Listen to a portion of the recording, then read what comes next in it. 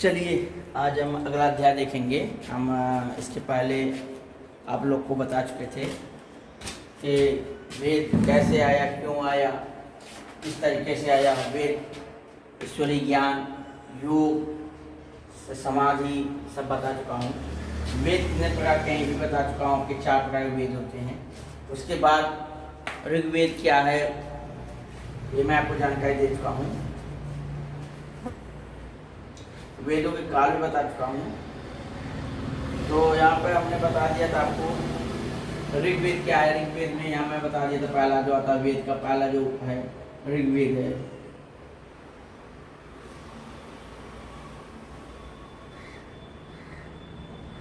दूसरा आपको बता दिया था यजुर्वेद है। तीसरा आपको बता दिया था मैंने सामवेद है। चौथा मैंने आपको बता दिया था आपका अर्थवेद है, अथर्ववेद है।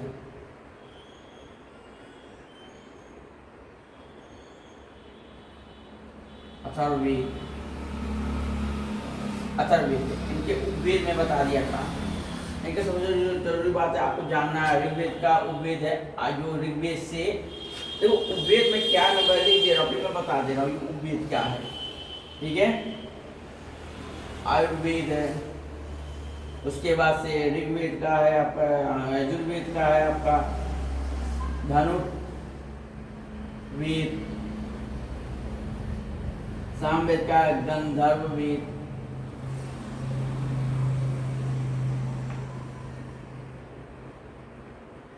गंधर्ववेद है। उसके बाद से आता है आपका ये संस्थापन है स्लीप वेद है, इसको बोलते हैं स्थापत वेद, इसको कहते हैं शिल्प वेद बोला जाता है, शिल्प वेद भी बोल दिया जाता है। ठीक है, ये उपवेद है। अब मैं यहाँ आपको समझा दूंगा उपवेद क्या होते हैं। देखिए वेद की संरचना जब होती ईश्वर द्वारा ज्ञान प्राप्त हुआ था 4 ऋषियों को, अंगिरा थे, मैं बता दिया, अग्नि थे, वायु थे। ठीक है, तो 4 ऋषियों को जो वेद का ज्ञान प्राप्त हुआ, वेदों में से जो उनको अच्छा लगा, जब वेदों में कोई चैप्टर उनको अच्छा लगा, कोई एक मान लीजिए बुक है, बुक के अंदर कोई चैप्टर निकला, उस चैप्टर में से इन्होंने ऋग्वेद में से आयुर्वेद को ज्यादा महत्व दिया। इन्होंने ऋग्वेद को आयुर्वेद में बताया, आयुर्वेद की पद्धति, चिकित्सा पद्धति के बारे में बताया।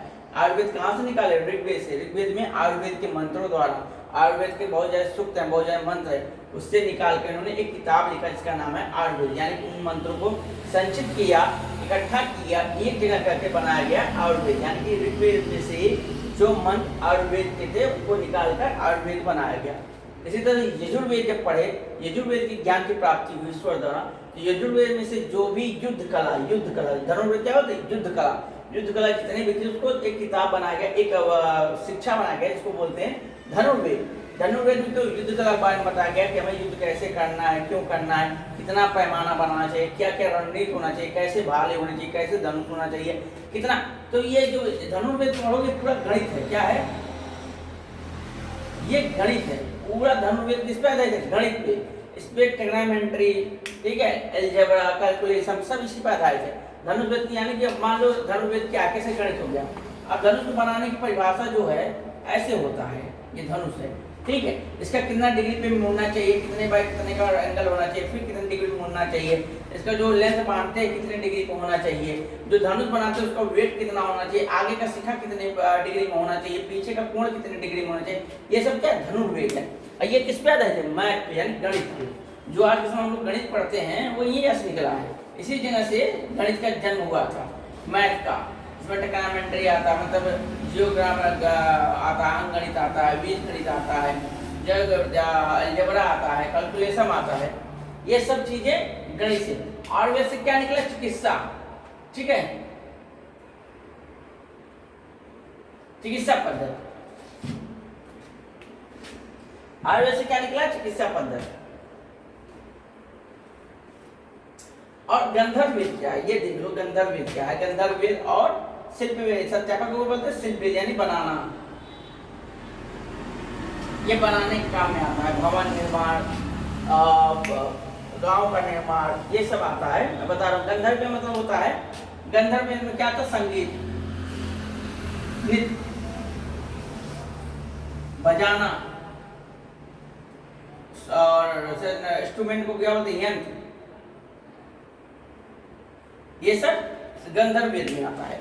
अब हम समझें कि गंधर्व वेद उपवेद में क्यों, ये लोग वेद का उपवेद बनाए, यानी वेद से निकाल कर इस चीजों को, यानी इस मंत्रों को, इस सूक्तियों को एक जगह इकट्ठा किए, इकट्ठा करके उसको एक नाम दिए, जिसको हम लोग उपवेद बोलते हैं। ऋग्वेद का उपवेद बताया गया है आयुर्वेद को, यानी कि ऋग्वेद में जितना भी चिकित्सा पद्धति था सब चीज को इकट्ठा करके आयुर्वेद का निर्माण किया। धनुर्वेद में सबसे ज्यादा युद्ध कला के वर्णन किया गया, इसीलिए इसको निकालकर अलग रखे गए हैं, ताकि इसमें हम लोग बता सके धनुष कैसे बनाना है, बाण कैसे बनाना है, कौन सा यंत्र होता है, कौन सा तंत्र होता है, कौन से बाण से कितना दूर का प्रहार कर सकते हैं, मार कर सकते हैं, उसकी लेंथ कितना होनी चाहिए, कितनी स्पीड से जानी चाहिए, सब कुछ धनुर्वेद में चिकित्सा पद, यानी कि धनुर्वेद में ही पूरा आपको युद्ध कला के बारे में बताया गया है। कौन सा युद्ध करना चाहिए, सर्प युद्ध क्या होता है, गरुड़ युद्ध क्या होता है, वज्रासन क्या होता है, आसन क्या होता है। उसके बाद से आप देखेंगे आपको चक्रव्यूह कैसे बनाते हैं, एक व्यूह कैसे बनाते हैं, दो व्यूह कैसे बनाते हैं, इसमें बताया गया है। युद्ध करने की प्रक्रिया बताई गई है, कैसे हम किसी भी चीज पे विजय प्राप्त कर सके। धनुष कैसा होना चाहिए, कौन सा धनुष कितने एंगल में मोड़ना होना चाहिए, कितने डिग्री पर मोड़ कर उसको धनुष की प्रक्रिया को बनाया जाए, कितना स्पीड में धनुष को, बाण की बनावट कैसी होनी चाहिए, बाण का छवि कैसा होना चाहिए, सब कुछ आपको धनुर्वेद यानी कि यजुर्वेद में मिलेगा। उसके बाद से ये उपवेद, यजुर्वेद का एक उपवेद है, धनुर्वेद को किताब बना दिया, इसको बोलते हैं उपवेद। ये क्या है, उपवेद। ये क्या है, वेद, ये वेद है, ये इसका उपवेद है, ये इसकी उदाहरण है, ठीक है, उदाहरण है, एग्जाम्पल, ठीक है। अब देखिए गंधर्व वेद क्या है। तो गंधर्व वेद जानने के लिए हम यहाँ पे बना दें, गंधर्व वेद क्या है। गंधर्व आप लोग जानते होंगे, जो कहते हैं गंधर्व विवाह, गंधर्व पूजा, गंधर्व ये गंधर्व। तो गंधर्व क्या होता है, जैसे एग्जाम्पल ले लें, ये मनुष्य है, ये क्या है, मनुष्य है,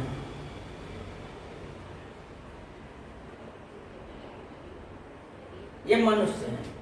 अब मनुष्य, ये मानव है, मान लीजिए मानव लिखते हैं, मनुष्य अगर आपको नहीं समझाएगा, ये मान लीजिए पैमाना देते हैं यहाँ से यहाँ तक, ये है मानव, यानी कि हम लोग। अब यहाँ पे आ गए हैं ईश्वर, यहाँ पे आ गए हैं राक्षस, ठीक है। अब यहाँ देखो गंधर्व क्या है, ये है मानव, इसके बाद कौन आते हैं, देव, फिर देवता, ऐसे चलते हैं, ये देव हो गए, ये ईश्वर हो गए, ये देवता हो गए। उसके बाद से देव देवता से कौन आता है, ठीक है, यक्ष। उसके बाद से यक्ष आ गए, फिर गंधर्व, ये आ गए। उसके फिर आते हैं मानव, यानी ईश्वर सबसे बड़ा होता है, फिर उसके बाद देव होते हैं, देव में त्रिदेव हैं, ब्रह्मा विष्णु महेश। उसके बाद फिर देवता आते हैं, आपको पता है देवता इंद्र है, वायु है, अग्नि है, हवा, ठीक है, जल है, ये सब देवता के नाम है, ठीक है। तो इन लोग क्रिया, यक्ष आती है, यक्ष आपको पता होगा, यक्ष जो नदी और तालाबों में अपना निवास स्थान बना कर रहते हैं, जहाँ पर ये लोग केवल उपदेशों पे हैं, धर्म पे चलते। फिर गंधर्व आते हैं, गंधर्व में नृत्य आता, संगीत आता है, इनका केवल उद्देश्य होता है ईश्वर की स्तुति करने के लिए बनाए गए यंत्र, बनाए गए संगत, इनको प्रसन्न करने के लिए, यानी संगीतमय होता है। इसमें गायन का ज्यादा विधि है। रावण क्या था, रावण दुनिया सबसे पहला गायक था, यानी गायन क्या था, जिससे देव माय महादेव को प्रसन्न किया था, किसके जरिए, संगीत के जरिए, यानी कि स्तुति के जरिए, ठीक है। तो गंधर्व जो वेद है ये केवल संगीत पे है, नृत्य पे है, आपका बीजा यानी वाणी है, जो बजाया जाता है, इंस्ट्रूमेंट जिसको बोलते हैं यंत्र, जैसे कि आपको हो गया ढोल हो गया, मंजीरा हो गया, आपका हारमोनिया हो गया, बहुत सारे गिटार हो गया, ये सब क्या है, इससे संगीत में लय को प्राप्त करते हैं, यानी कि लय छंद को प्राप्त करते, इसलिए क्या बोलते हैं गंधर्व।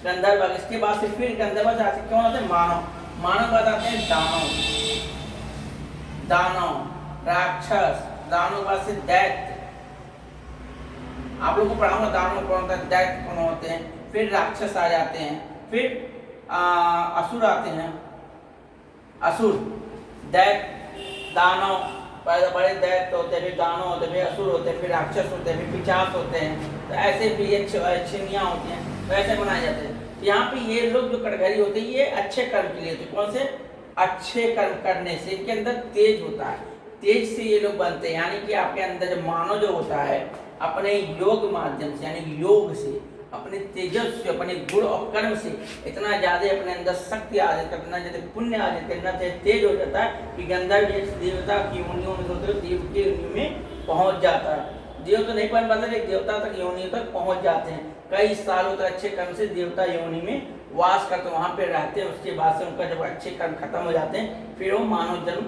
आ जाते हैं। ये पूरा विधान है, सृष्टि क्रम है। ईश्वर से निकलने के बाद ये देव बनते, दानव बनते, देवता बनते, यक्ष बनते, गंधर्व बनते, फिर मनुष्य का जन्म होता है। मनुष्य के बाद दैत्य, दानव, असुर, राक्षस, ठीक है, भूत पिशाच जो आते हैं सब आते रहते हैं, ठीक है। तो मानव क्या है, बीच का सेंटर है, बीच का सेंटर। तो बीच के सेंटर को बताया गया, यानी बीच का तत्व बताया गया, बीच का केंद्र बताया गया है। तो यह शिल्प वेद का गंधर्व वेद क्या है, नित्य है। अहिंसा में गंधर्व वेद को लगाया, जो गंधर्व हैं, गंधर्व देवता, इन्होंने क्या किया था, यानी सामवेद एक संगीत गायन है जिसमें पूरा इन्होंने गंधर्व वेद ही उपवेद के नाम से, गंधर्व के नाम से रख दिया। जिसमें इन्होंने संगीत के बारे में बताया, संगीत क्या है, नृत्य क्या है, नृत्य मतलब डांस क्या है, बजाना इंस्ट्रूमेंट कैसे बनाना, पूरा चीज किया गया। 7 सुर जो निकले, सारे गामा, ये गंधर्व वेद में ही सामने इसी 7 सुर पे ही संपूर्ण विश्व चलता है। आपके हम चाहे इंग्लिश सॉन्ग ले लो, चाहे हिंदी सॉन्ग ले लो, चाहे कोई भी सॉन्ग ले लो, कोई भी गाना ले लो, किससे निकला है, गंधर्व वेद से। किससे निकला है, गंधर्व वेद से। समझ में आ रहा बात। और ये इसका जन्मदाता कौन है, सामवेद। सामवेद से क्या है, इसका उत्पत्ति हुई है, ठीक है, समझ में आ गया। ईश्वर से ही, ईश्वर नहीं आएगा यहाँ पे, आपका देव आएंगे। ईश्वर पूरा संपूर्ण जगत बनाया है, देव से आते हैं देवता, देवता के बाद आते हैं यक्ष, गंधर्व, मानव, दैत्य, दानव, असुर, राक्षस, ये सब। अब इनकी अलग अलग कर्म है, अब ये सब इनके अलग अलग गुण है। ये सब कैसे गुण वाय बनते हैं, दैत्य कौन होता है, अपने गुण उदाहरण होता है, राक्षस कौन होता है, असुर कौन होता है, ये सब गुण वाय। ये तो मैं बताऊंगा आपको बाद में, जब पूरा अगला स्टेप आएगा, दानव का, दैत्य का, राक्षस का। तो मैं अगर धीरे धीरे आप सबको सब कुछ पढ़ाऊंगा। वेद उसी के बाद से हम पढ़ाएंगे, इसके बाद से उपवेद के बाद से आपको पढ़ाऊंगा मैं क्या, उपनिषद के बाद से आपको पढ़ाऊंगा दर्शन के बाद से आपको पढ़ाऊंगा कर्मकांड, ठीक है। बहुत लंबा सीरीज है, बहुत समय लगेगा, धीरे धीरे ही अपने लक्ष्य को प्राप्त करना है, ताकि अपनी बात को सभी तक पहुंचाना है, ठीक है। आप लोग स्थापन वेद, अथर्ववेद क्या, अथर्ववेद का मतलब होता है क्रिया, करने योग्य कार्य। जो अथर्ववेद में आता है कर्म, यानी कि जैसे घर बनाना, ठीक है, खेत खलिहान बनाना, कर्म करना, पूरा अथर्ववेद स्थापवेद बोलते हैं, जिसमें स्थापना किया गया। इसको बोला जाता है शिल्प वेद। शिल्प का मतलब जानते हो, इसको बोला जाता है, शिल्प का मतलब जानते हो, कारीगर, करने वाले कारीगर, कैसे कैसे काम किया जाए, कौन कौन से विधि आते हैं काम करने के, यज्ञ में कौन कौन से विधि लगते हैं, इसमें ही गणित निकाला गया है, ठीक है। इसी से हम लोग गणित बनाते हैं। कर्मकांड इसी से निकाला, शिल्प वेद से। कितने प्रकार के यज्ञ होते हैं, कैसे कैसे यज्ञ बनाया जाता है, कौन सी विधि, त्रिकोण यज्ञ क्या होता है, चकोर योग क्या होता है, 2 युग क्या होता है, सब कुछ इसी से निकले हैं। शिल्प वेद का मतलब भवन निर्माण करना हो, नगर निर्माण करना हो, शहर का निर्माण करना हो, यहाँ तक कि खेत खलिहान जो भी निर्माण करना हो, सब क्या होता है, शिल्प वेद में आता है। शिल्प वेद किससे निकला है, अथर्ववेद से। अथर्ववेद का मतलब यंत्र, बनाए गए यंत्र, यानी खेती करने का यंत्र, रहने का यंत्र, और इस प्रकार के जीवन में उत्पन्न होने वाले यंत्र को बनाया गया है, ठीक है। पशुपालन वगैरह सब इसी में आता है, ठीक है। आप लोग को समझ में आ रही है बात। धीरे धीरे ये लोग उपवेद बना दिए, यानी कि थोड़ा थोड़ा सा इन्होंने वेद को समझा शिष्यों द्वारा। धीरे धीरे शिष्यों ने एक एक किताब का निर्माण किया, जिसका नाम था उपवेद। उपवेद बनाने का केवल एक ही कार्य था कि जो ऋग्वेद सब लोग बहुत पढ़ नहीं सकते, इसमें 1028 सूक्त आते थे, 1028 सूक्त आते हैं। उसके बाद से इसमें भी 700 सूक्त आते हैं। ऐसे 1028 सूक्त याद नहीं किया जा सकता है, क्योंकि वो पूरा है। इन्होंने क्या किया, इसको छांट कर जो आयुर्वेद के जितने भी सूक्त मंत्र होते हैं पूरा इसमें आयुर्वेद में बना दिया। इसमें जो सूक्त मंत्र थे उसको धनुर्वेद का निकाल कर धनुर्वेद की किताब बना दिया, बुक बना दिया। सामवेद को निकाल कर गंधर्ववेद के नाम से एक पूरा बना दिए कि गंधर्ववेद के बारे में पूछा जा सके। अब इसको याद करना बहुत आसान हो गया। ऋग्वेद अगर याद करना, यजुर्वेद, आयुर्वेद याद करना, आयुर्वेद, ये सब चिकित्सा पद्धति हो गई। इसके बाद युद्ध कला हो गई। उसके बाद जब चिकित्सा करना सीख गए तो युद्ध करना भी सीख गए। फिर संगीत में अपना ध्यान लगाया, संगीत बनाना, नृत्य करना सीख गए प्रसन्न करने के लिए ईश्वर को। उसके बाद रहना, अपना पालन पोषण करने के लिए यहाँ पे सीखे, बताया गया कैसे रहना चाहिए, कैसे इज्जत करना चाहिए, कौन सी जगह शुद्ध होते हैं, कौन से कर्म शुद्ध होते हैं। ठीक है, कर्म आपको बता दो, कर्म 3 प्रकार के होते हैं। इसका भी कर्म होता है, एक कर्म होता है, एक अकर्म होता है।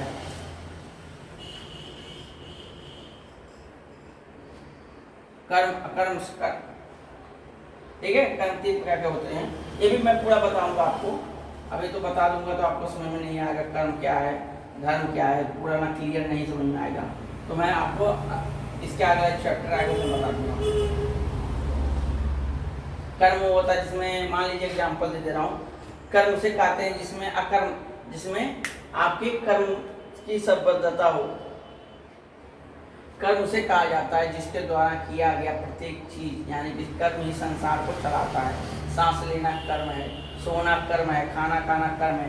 कर्म से निकले हुए जिसके अंदर आपको फल की इच्छा हो, कर्म होता है। और जिसके अंदर फल की इच्छा ना किए जाए किसी उद्देश्य के लिए, वो अकर्म होता है। और सकर्म जो होता है उसमें पाप के भागीदारी बनाए जाते हैं।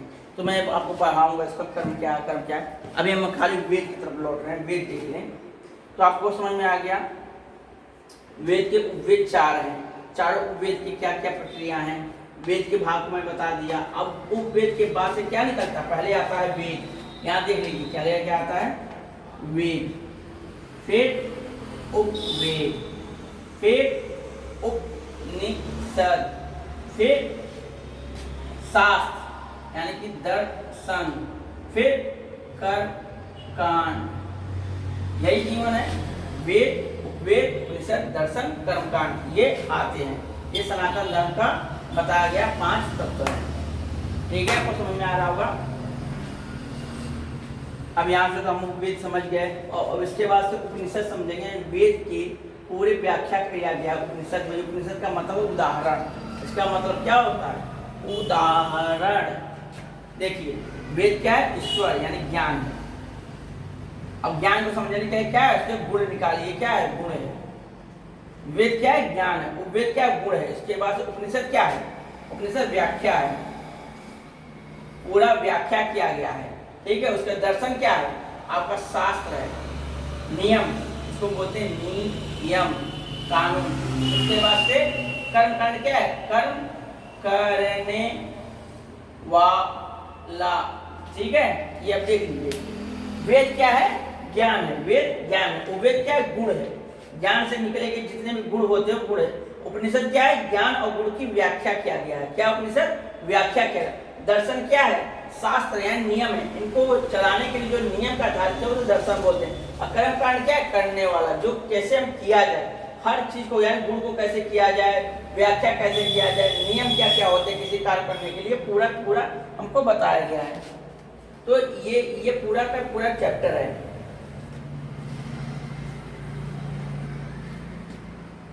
तो जानने योग्य जो बात होती है, देखो वेद, उपनिषद, भगवत गीता, रामायण, ऐसे नहीं सनातन धर्म इतना बड़ा फैल गया है।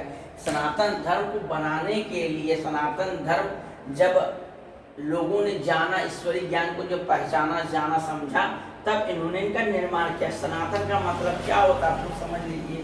सनातन, कोई पूछे सनातन मतलब होता है खोज, जानना, यही सनातन धर्म है। क्या है, ये धर्म है।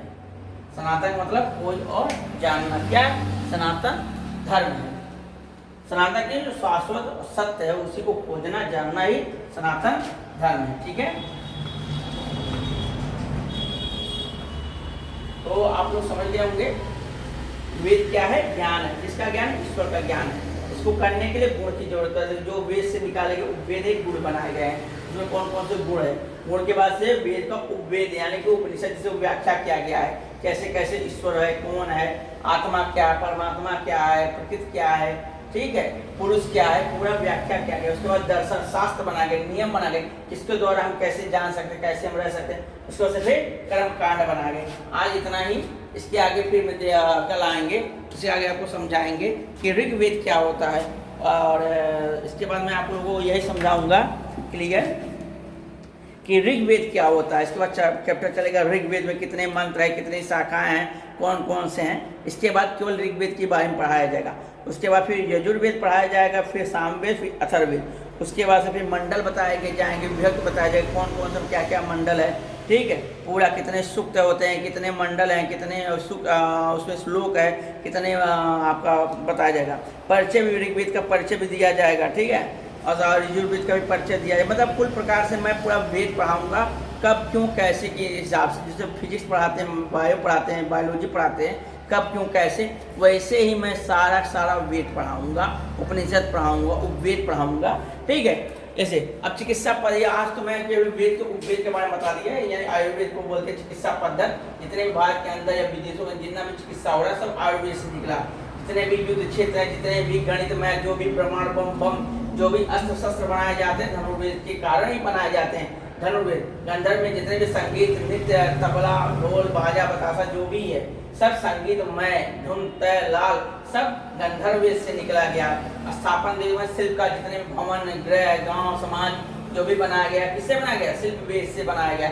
शिल्प वेद के बनाने से बताए गए उपकरणों से बनाया गया है। उसके बाद समझ लीजिए 5 आपके सनातन धर्म के जो मेन गाथा है, जो मेन ग्रंथ, जो मेन किताब है, यानी जो मेन शास्त्र है, जो मेन महाकाव्य है, उसे बोला जाता है वेद। का मतलब होता है ज्ञान, उपवेद का मतलब गुण, उपनिषद का मतलब व्याख्या, दर्शन मतलब शास्त्र नियम, कर्मकांड का मतलब कर्म करने वाला, यानी कर्मकांड में ये आपका पुराण आते हैं। पुराण इसको बोला जाता है। कर्मकांड क्या बोलता है?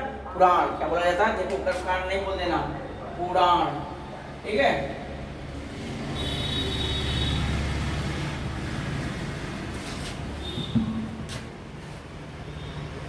क्या बोलना? पुराण।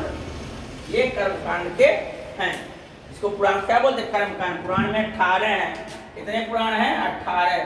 6 पुराण कौन से हैं? ब्रह्मा जी के 6, विष्णु जी 6, महेश जी के। अब पुराण के नाम देख लो, जैसे वायु पुराण हो गया, अग्नि पुराण हो गया, गंधर्व पुराण हो गया, उसके बाद सभी पुराण होते हैं। उसके बाद से आपका ब्रह्म पुराण हो गया, शिव पुराण हो गया, ठीक है। ये सब आते हैं, आप लोग समझ गए। तो अभी आज के लिए इतना ही। इसके बाद फिर अगला चैप्टर में बनाऊंगा पूरा एक एक सब्जेक्ट। यहाँ पर मैं एक एक चीज समझाऊंगा कि वेद क्या और ऋग्वेद। अब इसके बाद आगे ऋग्वेद क्या है, कितने मंत्र है, कितने श्लोक है, कितने मंडल है, प्रत्येक मंडल में क्या क्या है। आज के लिए इतना ही। आप सभी को मेरी तरफ से राम राम, जय सिया राम।